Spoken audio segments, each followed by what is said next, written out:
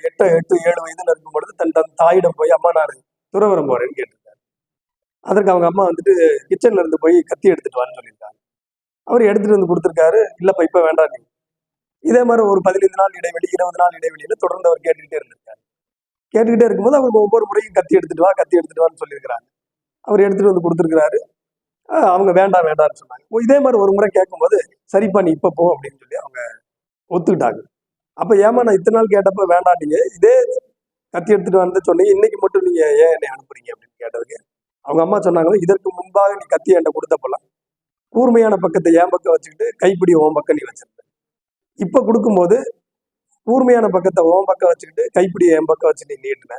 So இப்போ அதாவது நீ வெளி உலகத்துக்கு போனேன்னா சுயநலம் இல்லாமல் நீ செயல்படுவ.